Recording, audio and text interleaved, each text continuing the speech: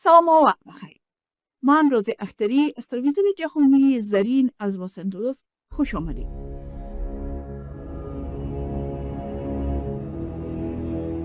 سفر همسر خلیلزاد به کابل. A word for Miss Sharal, banard, about her opinion and public against.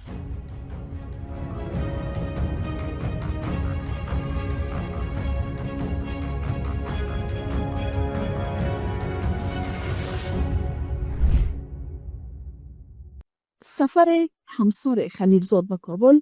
شرال banard، همسر خلیلزاد به افغانستان سفر کرده بود. طالبان بسیار استقبال گرم برایش کرده بودند و همسر خلیلزاد هم صدا با طالبان داده که به جهان و اداره ترامپ توصیه کرده که طالبان را به رسمیت بشناسید. پولهای افغانی را در اختیار طالبان قرار بدید.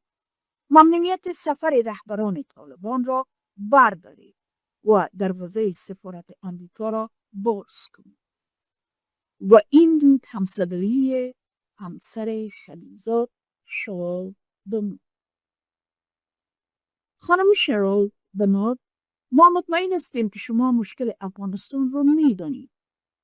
ما هم میدانیم که شوهر شما حامی طالبان است. این را نمیتوان پنهان کرد. اما به عنوان یک زن شما نیاز به لبی کردن ندارید، یا اگر زبان درونی را نمیدانید درد مردم کشور را هم نمیدانید. چقدر بیرحمانه در مورد زنان منفی صحبت کردید. شاید که اگر دوباره شما به کابل و افغانستان سفر کنید تنها برای خرید بروید به بازار تا بفهمید و ببینید چقدر است.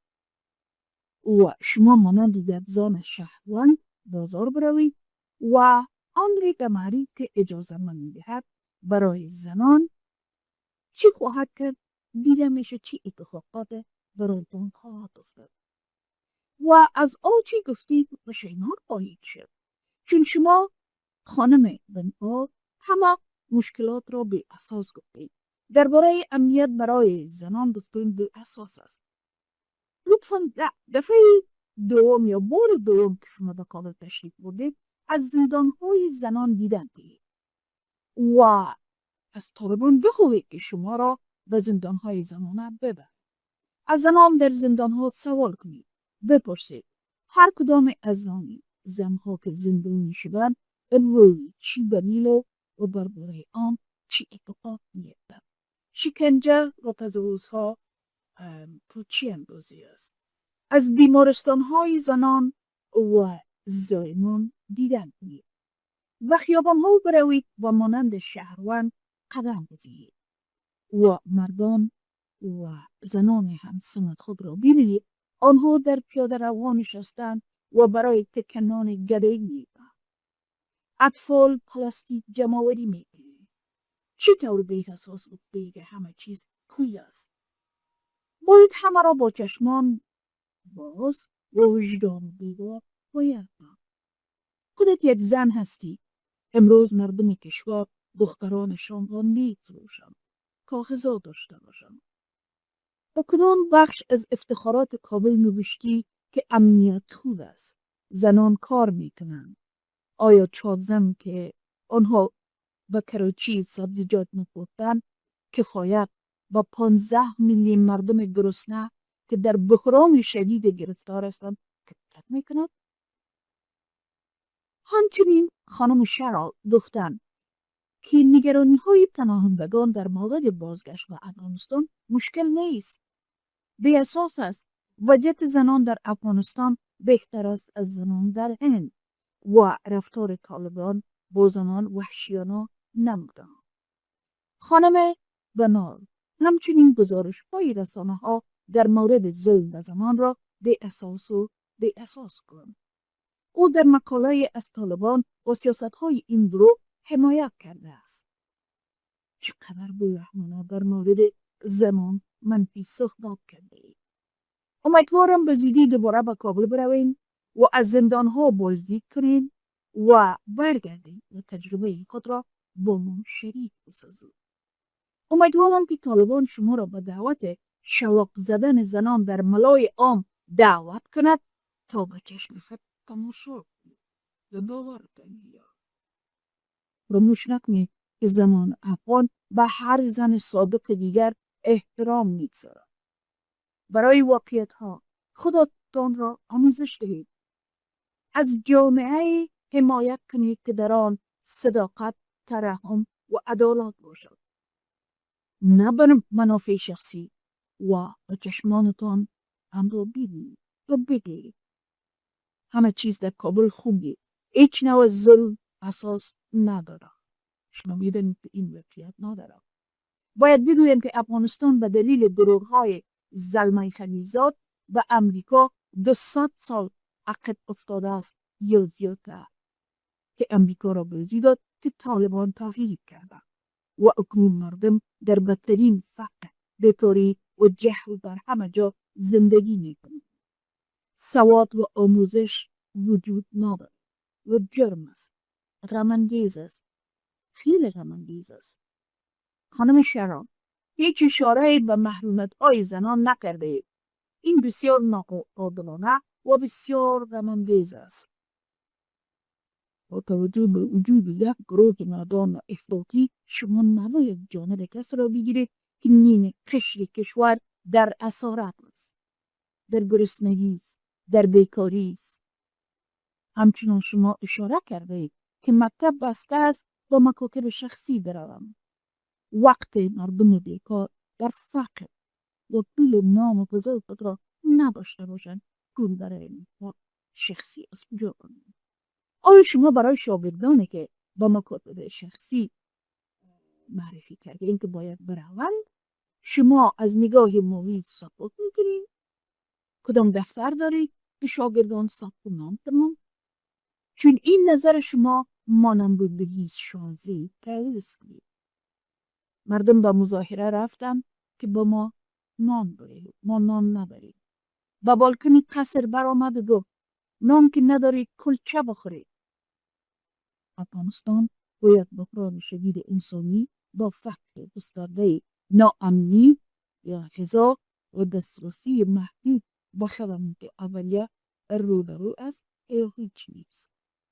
این مسائل نگرانی ها و محکومیت های بین المللی را برانگیخته است و بسیاری کشورها از طالبان خواستند که به حقوق بشر احترام بگذارند و اجازه تحصیل به دختران دهند.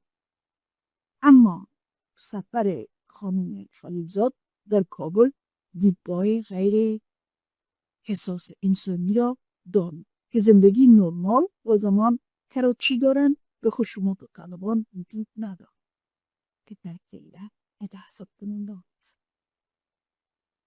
و پناهندگان دوباره برگردن هیچ مشکل نیست و هم بسیار متحسب کننده است هم میشه. Of course. Now, a few words in English. We know your husbands having difficulty in bearing. So, isn't it that good? And now I will say a few words in English.